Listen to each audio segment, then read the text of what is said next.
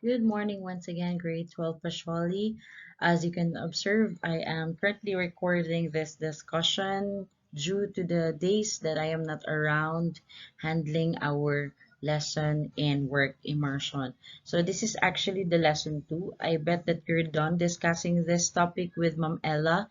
And as to my end, since I am the second teacher um, who will be discussing this topic, that is actually one of the benefits because I will just be handling a sort of a review discussion of what you have discussed with your previous teacher. So today we will be discussing about safety in the workplace and particularly the workers' responsibilities in their work environment. Okay, so the learning targets. Today we will be describing the concept of safety in the workplace. We will be identifying the different types of hazards in the workplace. We will apply the different initiatives in order to promote safety in the workplace and to explain the importance of health and safety in the workplace. Ayan. So, medyo mabilisan lang na itong ating discussion because again, as what I have said, this is just a review of what you have discussed with Ma'am Ella. So, ayan, in this topic, we will be touching a few topics in relation with Department of Labor and and we will also be knowing kung ano yung role ng DOLE, no? Department of Labor dito sa ating discussion for today. So sa Philippines, ang government agency na tumitingin sa welfare ng mga Filipino workers ay yung Department of Labor and Employment, no, DOLE.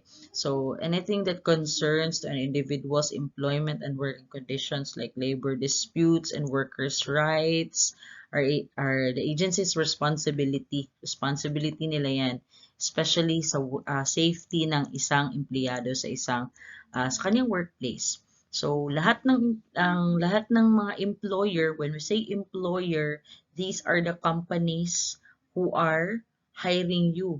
Okay? When we say employee, yan yung nagtatrabaho sa company. Okay? So, every employer is actually tasked to prioritize their employees or workers, no, especially their safety, since undeniably belong to the assets of the company. So, nalampasan na natin yung COVID and many employers were challenged to execute, no, their care and um their their means of prioritizing their employees during that time because talagang na-challenge ang lahat ng employer, no, yung swab test pa lang, 'di ba? It will cost you how much, no? The pinakamura siguro is 2,000 pesos, and there are some employers who really fund their kanang swab tests ng kanilang empleyado, no, especially those kanang mga kailangan gud mo adto sa office, no.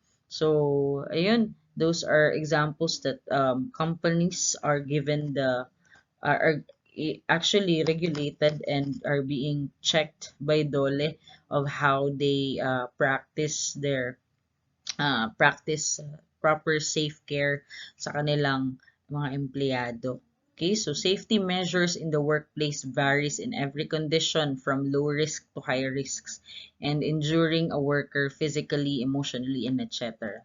So if I may share, when I was in my previous workplace in Toyota, Davao, there is really a difference with the eh, uh, sabihin ko sana costume, okay, the uniform of those who are of the car technicians working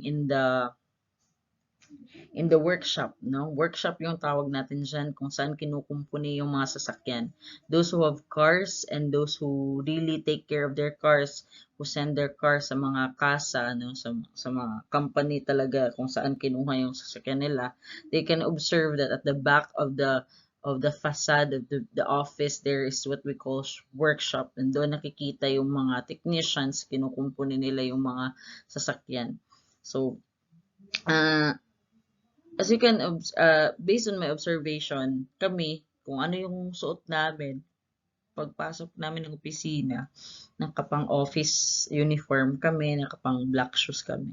Sila, they can wear a t-shirt or a pantalon going to the office, and then they will change their overall nila na uniform na color blue. And I think they are wearing steel toe na mga shoes, I think.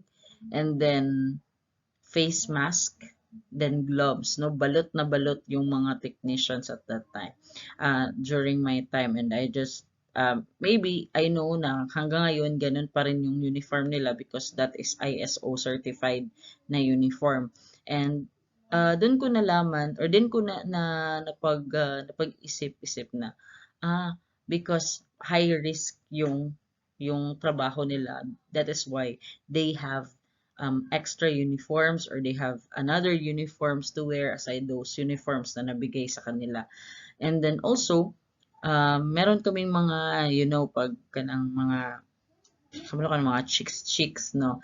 Mga ignorante, di ba? Na-share na ako na ignorante na sila kanang mga lalaki sa likod sa likod sa opisina, maugno na sila makitag babae. So, sometimes pag may mga muduol na yung mga free, no, di ba? Kan mga tabian ng mga lalaki, mas turistoryahan na nilang sweldo and then maminaw pud ko, di ba? Kanang nakoy friend o nakoy kauban na nakauyab siya og tagalikod, taga-tubangan siya o nakauyab siya og tagalikod. So, napagkwentuhan nila about sa salary, no? And my friend discovered that medyo malaki pala yung salary ng mga tao na nasa likod, no? So, I bet it is because of the risk. It's because of the higher risk na kasali doon, nakasabay doon sa trabaho nila. Not only physically, no, na matrabaho talaga physically yung nila, yung trabaho na pagkumpuni ng sasakyan, pwede pa silang matapunan ng mga oil dyan or ano ba yung mga liquid na nandyan sa sasakyan. Pwede pa silang matumbahan, no? Matumbahan or mahulugan og any tool din ha.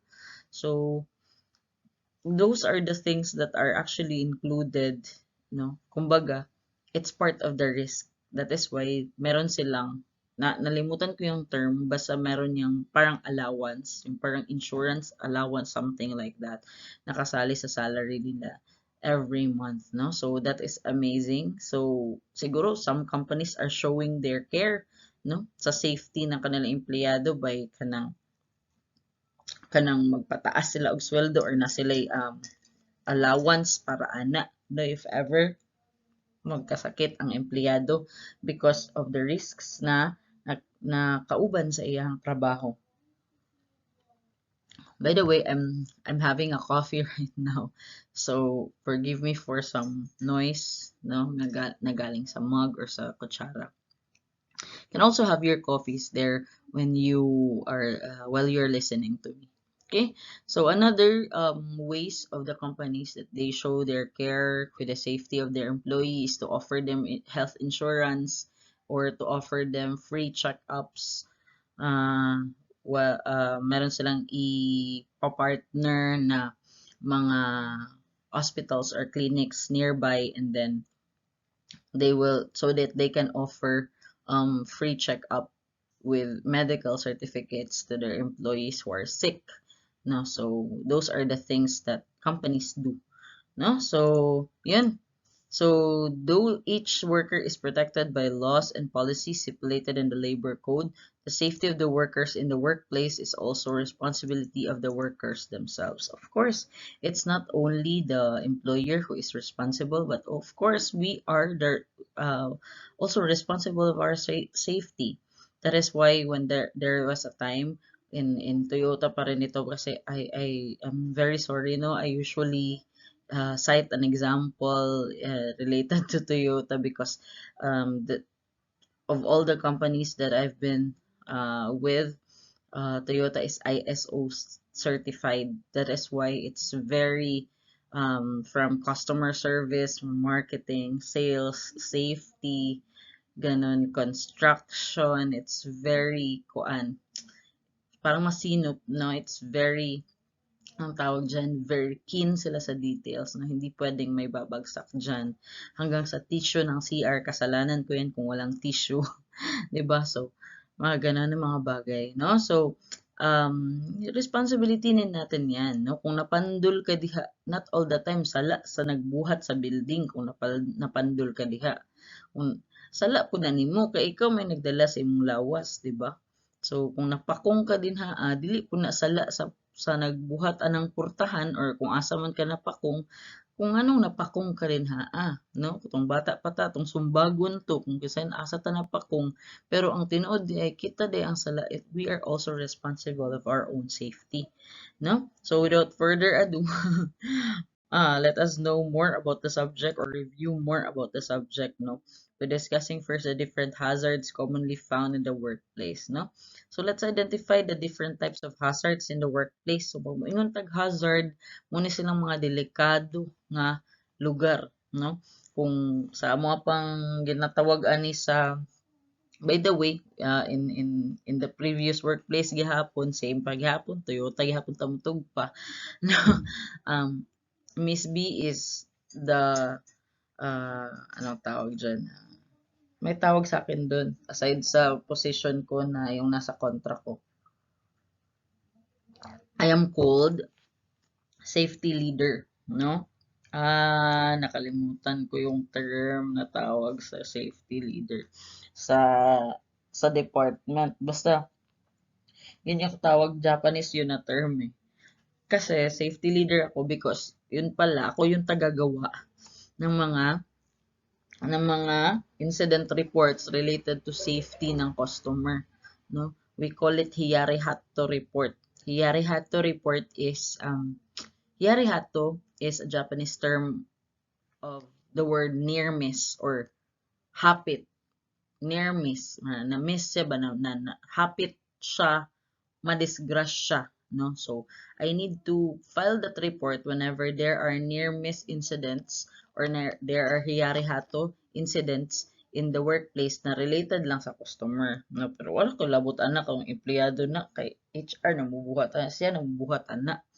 So sa customer ako ang nagabuhat, no? So I can remember all the things that I've done to improve the company because natoy customer nga nag-complain siya kay pag on sa aircon kay syempre naara may naman po adlaw nga tulo ra ka buok mo palit og sakyanan, mag-release og sakyanan. So three times ako na siya i-on ang aircon. Apoy ubang adlaw na isa ra po yung palit ma-release ang sakyanan kay walay release, no? So kaisa ra pud maabre ang aircon. So na timingan siguro to na time na kaisa ra to siya na abri nga aircon, na on nga aircon ba.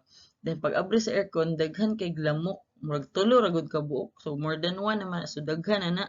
So imagine our customers, the clients in Toyota are millionaires. They even have many aircons at home and maybe they don't know anong mukha ng lamok or ng langaw, 'di ba? So pag nakita nila na shock talaga sila.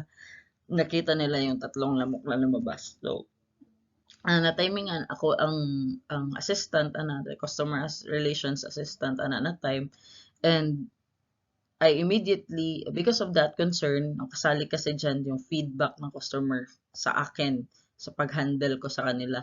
So nasali niya, na-discuss niya doon sa feedback niya yung about sa lamok, and because of that customer feedback, we call that um word of customers. I forgot that term. Basta na may term ana nga kanang katong word per word nga gikan sa customer. Sige lang kung mag call center mo puhon makabalo mo sa ito nga term. Basta kanang word per word na comment sa customer. Because of that, ako atong gidocument and then nagbuhat kog hiyari-hat to report, and the day after katong na-receive na siya sa safety officer, ilaha din gi-aksyonan ang aircon, ilahang gilimpyuhan ang aircon, and at the same time they provided an air freshener. And I don't know sa nga air freshener, basta kay kanang insecticide pud siya at the same time na air freshener. So those are the reasons, no, why we also need to observe the hazards in the workplace, because uh, hindi lang tayo nakakabenepisyo, no, as employees. Hindi lang din yung yung company, but also the people who might come. Maybe there are visitors, personnel from the government, or even customers, no, who will come in, and they will observe, and they will enjoy the beauty of your office, or they will suffer, no, the mga kakulangan in your office, no. So dalawa lang yan. So that is why we really need to identify ano yung mga hazards dyan, no. One of the ano, aside sa lamok, is natoy na pandol, no, natigulang. Siya na, I don't know kung napandol gid siya, but maybe particular lang gid siya kanang ganing 1 inch nga ang nga difference sa floor gani, no. Kung ikaw pud no, kung naay 1 inch difference, no, medyo makulbaan pud ta ka basig mapandol ta din ha. So that customer suggested na kung pwedeng lagyan ng zebra line. Zebra line is the yellow and black line gani, na so para daw maklaro sa ubang customers o sa mga tao na moagi didto nga nay 1 inch na ang katong agianan padulong sa crest room. Crest room is where I present before my presentations about seatbelt and airbags to keep them safe, mga ganun. No, so yun yung mga magandang naidulot, no, ng pagiging mapagmasid, mapagmatsyag, matanglawin sa loob ng isang workplace, no, especially with the safety hazards. No, so hopefully when you become part of the company in your work immersion, you will also um, uh, observe, no, hazards, workplace hazards, and share it to your supervisor, no, or even discuss it with them if na-observe nyo na parang hazard talaga siya, or you can actually ask about it na parang okay lang ba na siya, ma'am, okay lang na, ma'am, no, kanang na kay basi pug makuyawan pud sila nimo kay grabe no, kadaghan na ba nimo gusto ipabag-o sa kumpanya, di ba? So mga simple lang, no, na mga show activities, or parang ipakita lang natin na we care, no? So ganun. So for lone workers, hazards often present increased risk because they are less likely to have immediate support from colleagues, no? So kana kung ikaw usually isa din na assign, so medyo lisod ni siya. Kung na-observe ani kay kana ganing mga naa sa warehouse, no? Dinhi sa DCC, we have someone na sulod sa vault, no? Sa main, kana ganing mag-request mo og kanang mga documents ninyo, no? Kanang mga birth certificate, panghuhaon ninyo, kay mga graduate na mo. Kana inyong makita sa registrar, mga ano ra na sila, mga counter lang na sila, teller lang na sila. Pero there is someone who is managing your papers there sa loob ng vault, no. So dili na siya makagawas-gawas kay nana siya sa vault, bugat na portahan ang vault, di ba? So nana siya sa vault naga-stay, no, to organize the equipment, I mean the documents. So kay siya raman isa, what if na times, or what if matagak siya, di ba, kay tagas kay ng organizer sa inyong documents. Imagine you're how many in the bed campus or in the main campus, di ba? There are 4,000 students there. Pila pa to ka tuig tong uban, di ba? So napato dito. And what if natagakan siya, no? So kung isa dito, there is a possibility na maglisod gud siya, no? Kasi wala siyang immediate support. Workplace hazards are numerous and can arise on a daily basis. That is why we really need to follow rules. We really need to follow the guidelines. We need to follow the uniforms, the proper attire, para yun yung sa babae, 1 inch lang talaga yung shoes ninyo, no? Kasi hindi natin alam na maa-assign kayo doon sa 7th floor, maa-assign kayo doon sa pinakamalayong opisina, tapos nag 3 inches gud mo kay gusto gud mo magbida-bida. Gusto gud mo mahimong model. Hala, gusto mo mag-practice. Wa mo kabalo nga pag mag-enroll na day mo UM pohon, di day na magamit ng 3 inches, magamit ra na siya og na event, no? So, karon, what is suggested, pwedeng flats, pwedeng 1 inch po yung ating heels, ha, mga girls, no? For the boys, ito rin pala yung reason, no? I remind everyone, ito rin yung reason kung bakit bawal yung open toe na mga sandals sa workplace. Why? Because in the workplace, again, there are numerous workplace hazards, and it can arise every day or in daily basis. So hindi natin alam kailan darating yung lindol, hindi natin alam kung kailan darating yung emergencies, tapos nag-open toe ka din, ha. Open toe is abre ang atubangan sa shoes, no, for the girls. So, bawal gyud na siya because that is to keep you safe, no? But the closed shoes gyud na atuan. Closed shoes na black shoes gyud na siya. Kay mo pud na para makip pud mo na safe na inyong mga tiil kay mo bi nang kailangan gyud nato aron makalakaw, 'di ba? So, follow talaga natin yung rules natin. Okay? So, types of hazards in the workplace. We have safety hazards. These are hazards that affect any employee. No, these are likely affect those who work in machinery or on construction site. It includes slips, kanang ma-slide ta, trips or falls, kanang marong ta, no, mahulog ta. Operating dangerous machineries and electrical hazards, makaorintihan or matumbahan, no, matagakan. Ayan, so one of my uncle is a construction worker in the past. So nagundang siya katong, I think hapit siya matagak or natagak siya gikan sa pinakataas na floor sa iyang gitrabahuan. Murag basta natagak siya. So wala na siya ni balik og trabaho as construction worker. So, no, these are safety hazards, and these are expected hazards, no? But this can affect us not only physically but financially. Let's say financially good. And the worst is emotionally or psychologically, no? So, pag-ingatan natin kasi mag-ingat talaga tayo, no? So, basta safety hazard ang istoryahan, proper equipment, proper tools, proper uniform, proper machineries, proper guidelines talaga yung dapat ni-follow natin. Okay? So, wala naman siguro masyadong maaatasan na mag-company or na mag-manage ng machine sa work immersion. However, related good na ang dili gid ko ka-promise nga walay dili makagunit og plug sa inyuha or any machine nga ipasak-sak sa inyuha ba.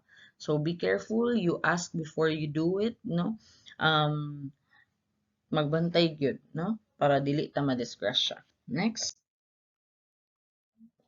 biological hazard. Okay.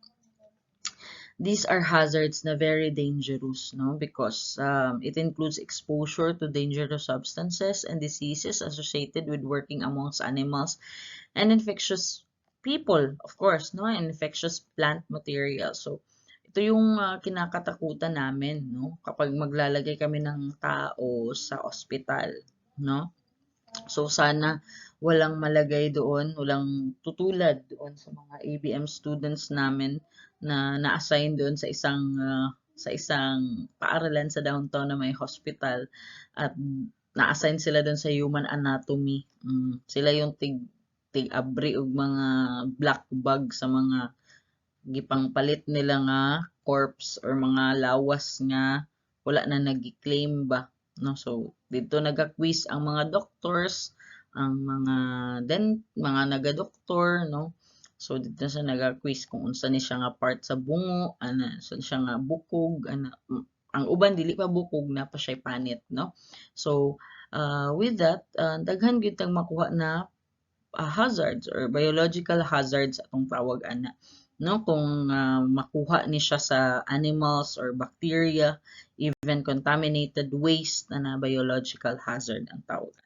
Next, ergonomic hazards. These are actually the common mga hazards na naa sa workplace good kana ganing even kamo na experience na ninyo wala lang ninyo na malayan because these are um kanang mga hazards na makuha nato through lifting or sitting for long periods, no? And mo ni siya ang mga unnoticeable hazards, no, in the first time.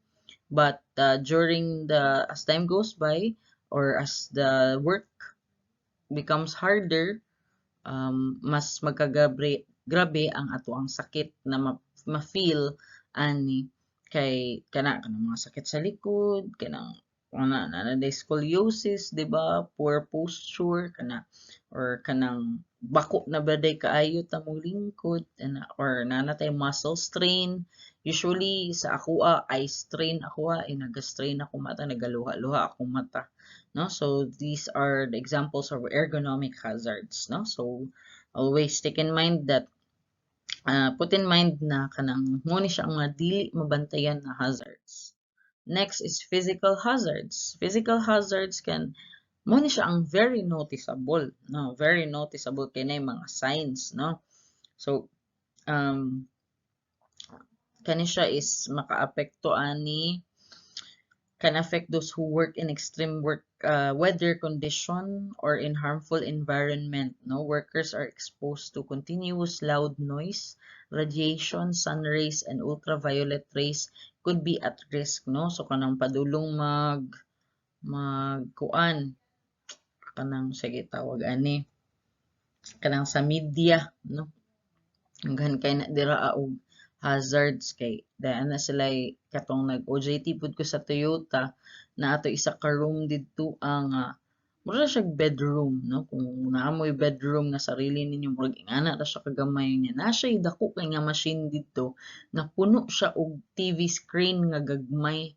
So accordingly didto daw mosulod ang signal, dili to ginapasudlan didto kay tungod sa radiation. Gikan sa kanang gikan sa na siya sa antenna ba, kana siya nga dako na ano, no? So naapod ni siya sa hospitals, no, kanang magpa-x-ray ta, usually makakita ata ning sign kaning radiation sign, no? So those are physical hazards din. Extreme noise kung gikan sa machine o kanang mga construction firm na mga saba kayo, so muna siya ang isa sa bantayanan nato kanang pag physical hazard gani always remember nga maapektuhan inyong physical status, no? Inyong hearing, inyong sense of feeling, inyong sense of taste, mga ganun, no? So extreme weather, no? So siguro sa mga mangingisda or mga construction sites, no? So extreme weather. Chemical hazards naman, we also have chemical hazards. Makuha ni siya sa chemical. No? So this can threaten the employee's safety, no? Kung ma-expose sila sa dangerous liquids, solvents, and flammable gases. No? So always be mindful ha kung naay mga flammable or harmful gases and liquids din ha sa inyong work immersion sites, no? So ay di na ninyo kilabti kay or kanang follow jud the protocol. Okay, so workload hazards, these are workplace violence, no? Kanang confrontation or flexibility, no? So mo ni siya ang mga workload hazards kanang kani siya is dili ni siya bugat, literal nga bugat, pero bugat siya sa kasing-kasing no, sa usahay, no? So this includes issues that could cause stress or strain such as workload, violence, or aggression, no? Kung naay bullying, kung naay um, maltreatment din ha sa inyong workplace, imba ko palayo, wala man siguro pod, no? Because we will also try to give you workplaces or companies that are good in, that has good image, no? And that has good working environment, no? So, confrontation is not actually bad. However, sometimes it feels bad, no, to hear confrontations from your immediate heads or from your manager, no. Pero kaning workplace violence ka naman, mandukol ka, manumbag ka, bad gina siya, no. So hazard gina siya kung nakay kauban ngay ngunana. Flexibility, di naman talaga yan siya masama, di ba? Di naman talaga yan hazard. Pero if we keep on offering, no, offering our time, no, to do more workloads, para sa akong gibuhat ron, di ba? Di na stress si Miss B, di ba? Na workload hazards, no. So mo na atong ginaingon, no? Mo nilang ginaingon day sa ano nga, ayaw pahawd-hawd lagi. May risk kay nagpahawd-hawd ka. Pero kamo kay work immersion pa man mo, kailangan din ninyo magpahawd-hawd kay kailangan man ninyo sa inyong grado. Dili man para sa mga empleyado nga bisan paghawd sila or dili kayo sila hawd mo ra gihapon nilang sweldo, inyo mo taas na inyong grado kung magpahawd-hawd mo dira sa inyong workplace. Okay? So that is workload hazard, no? So who is responsible pala, no? We asked this already a while ago, no? So both employers and employees have responsibilities, no? Duty natin yan. Duty natin yan na assure yan siya ng employer, pero tayo, responsible din tayo sa ating sariling welfare, health, and safety. Nakablokan na kay trabaho, ayaw pagpataka dira og kuan, ambak-ambak dira pag-abot nimo sa taas sa Mount Luay, ni ambak ka, di ba? Sige lang. Nabito insurance, no. Mabayaran sa insurance imong life, di ba? Dili, no? So, be careful all the time, no? Ayaw ka anang labi na, no, is kani gyud ang pinaka-example. I was scheduled, no, when I was fourth year, I was scheduled to learn skateboarding, no. I bought a skateboard. I even booked my friends who know how to play skateboard. However, 1 month na lang OJT na ko. So I decided to turn it down because I believe na kanang lain kaayo nga pilay ko or piang ko mosulod sa akong workplace, no? So that's part of our responsibility. We want to enjoy life, we want an adventurous life, but always put in mind that you have a responsibility to take care. You have a priority, no, which is also your work, no? So ayo kayo palabi, ay kay pahubog-hubog dias gawas pod, no, kay basig kanang di nakakatrabaho pagkaugma na kay work immersion biya. Okay? So it's our responsibility then as an employee. Employees must also ensure that they are working safely, no? Ay pud pagtinanga diha, sige pug kagkabangga, no? Tapos magpa-review ra ba dayo CCTV? Pa-review ra ba dayo CCTV kay kinsay sala? No, so ana siya, no? So it's your it's your concern, okay? So work safety, your responsibilities in the workplace. Wala atong responsibility daw. So nobody can keep you safe without your cooperation, no? Bisan pag unsa nang this way din na turn right or kanang or say tawagan na kanang always right ang pagsakas hagdanan kung mag left gid ka, hala mabanggaan gid ka dira, muligid gid ka diha, no? Kay naagi mo agi diha sa right pod gikan sa taas, kung gikan ka sa ubos right gid ka. Kana gani siya class, kana gani ingonana kanang always keep right, kanang ay panang pagsaka ninyo sa hagdanan ba, i-practice gyud ninyo karon pa lang, ayaw mo agi sa left, because that is one of the most important safety practice in the company. Ayaw jud kay wata kabalo pagka work immersion ninyo, ang imong kasalubong kung naka sa left cellphone pa kay work immersion, di ba? Cellphone tanaw-tanaw or kanang kuot-kuot sa lubot gamay kay di ba? Ana man na, wala pakialam ba? Imuhang kaatubang di ay nga gikan sa taas nga niagi ra pud siya sa iyahang right, no, sa iyahang right side is daghag dala. Kay makita pa day kaniya nga padulong ka gikan ka sa ubos dili, di ba? So always keep right. I-practice na ninyo. Bahalag mura mog amigas galin niya. Paano sa hagdanan? I-practice na ninyo. Okay, that is for your safety then. Your safety ultimately rests in your hands. Yes. Okay, next. Yan. So these are just the basics, no, of the workplace safety. So make sure you know who to call for help in case a coworker or you gets injured, no? So ano yun na sa kuha sa boardroom, no? For I don't know if kamo ba to? Tong giingon ako nga palihog ko pasiga sa suga niya nang napislit isang emergency alarm, no, di ba? Ang security alarm, no? So mo to ay tuntok yan sa to nga student, no. Hala, unsa to ma'am? Na siya anak ko. Hala, ayun na kana moduol ng guard ron kay mo tong isa ka safety feature sa boardroom sa coordinator's office nga kung naay security kailangan na mo ang guard manawag mi mo bell lang mi dito mo alarm lang mi ma-alarm na pud ang guard, no. So no, sa inyo ha, kung wala ingon na inyo ha, na feature inyong office, always know kinsa inyo hang pwede matawagan or mapangutana in case na madisgrasya mo. Know what to do in case of an emergency, no? Of course, dapat kitang tanan kabalo mag first aid, kitang tanan kabalo mag mo assist, no, sa naasma, sa ginapandol, nasamad, no.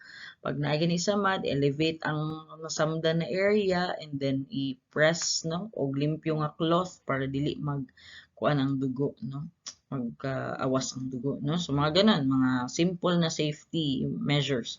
Be familiar to take heed of the warning signs and tags in your workplace, no. So dapat kabalo taon sa pasabutan ng turn right or kanang mga signs sa workplace. Kung wala ta kabalo, you ask, no. Follow proper procedures for reporting hazards, near miss injuries, o mo na ni near miss injuries, accidents, injuries, and illnesses. Your employer has record keeping requirements, and if you are exposed to hazard chemicals, you can have access to your exposure and medical records, no. So ana lang siya, cooperate lang gyud ta. No, so safety in the job. Accidents often occur because someone was in hurry or took a shortcut. Kita ni.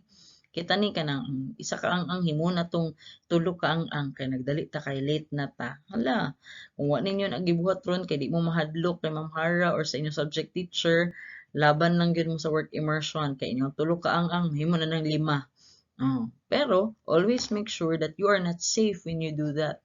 No, that is why when that time that I worked in Toyota, we usually use this term na ay di man na safe or unsafe man na.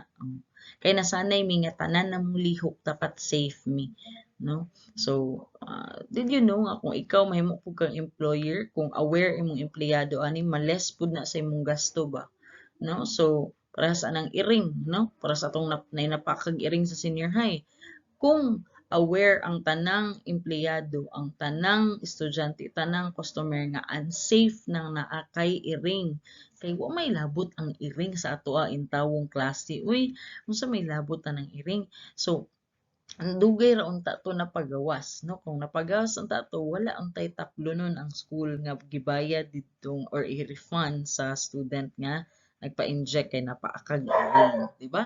So it also means, di ba, saba ka wait lang. Ayan, human na. Okay. So wala untay taplon ng school, no, kung walay napaakan og iring, no. So mga ganon. Okay, so another, keep your focus in your job and your safety, no? So always kita magbantay. Focus lang sa imong job. Ayaw na pananaw dira sa imong crush or pandibak dira sa uban, no? Look at yourself na lang all the time, no? So if a task seems too risky, stop and ask questions. Na kung risky na kayo para sa inyong part, pero kung paputok-kapihon ra mo, okay ra na, dili na risky, no? So, you ask, no? Kung feeling nyo risky ra siya para sa inyo, ha? Stop and ask questions, no? On how to do the task or the job. Okay, ask questions about how to make the job safe. Yan. So, ask questions about anything you do not understand or any procedure that is not clear to you.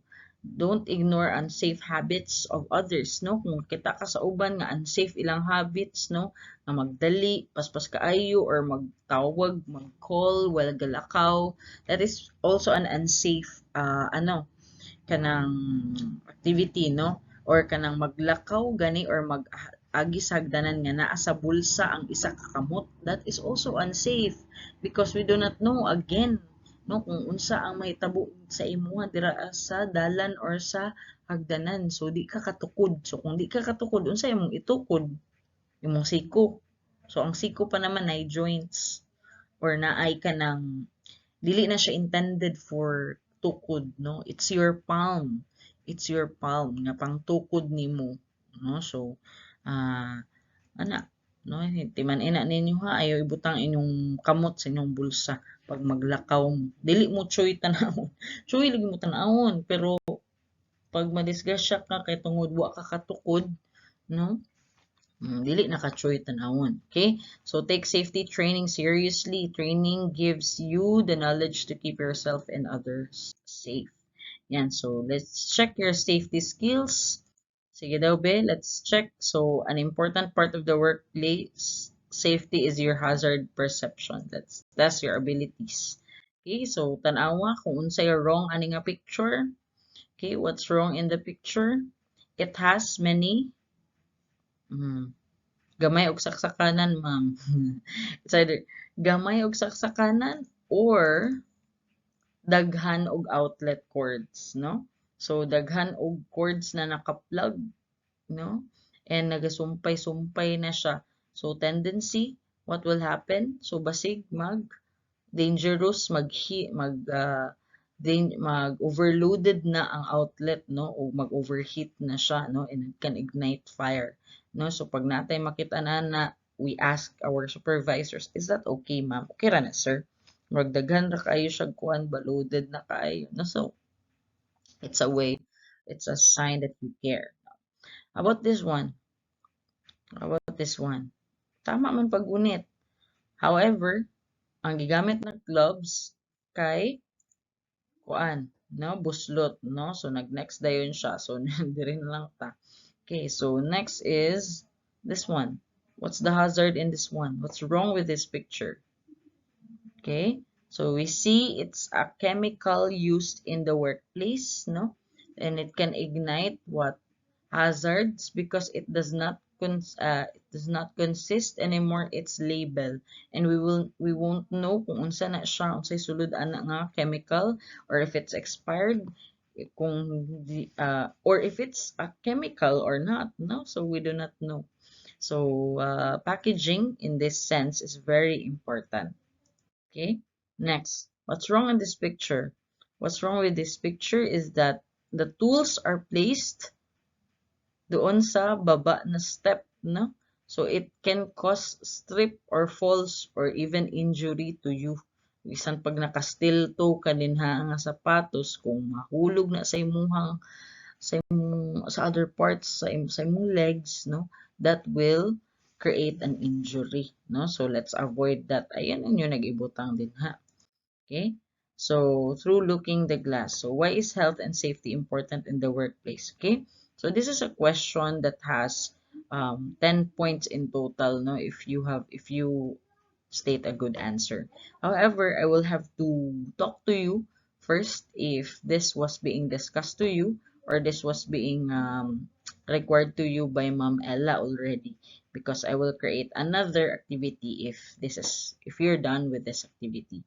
Okay? So I guess on Monday na lang, I will talk to you about this. Okay, so I think that would be all for our lesson 2. There will be more lessons to come, and I will try to also record those so we can have an ample time to discuss things, because I know that Grabe na good ka busy, no? Workload hazard. Grabe na good ka busy ang second sem na to. So, sige lang. We'll continue to become flexible as much as possible, and I'm very thankful because you're all cooperative. Thank you so much, Grateful Pasholi, and see you on Monday.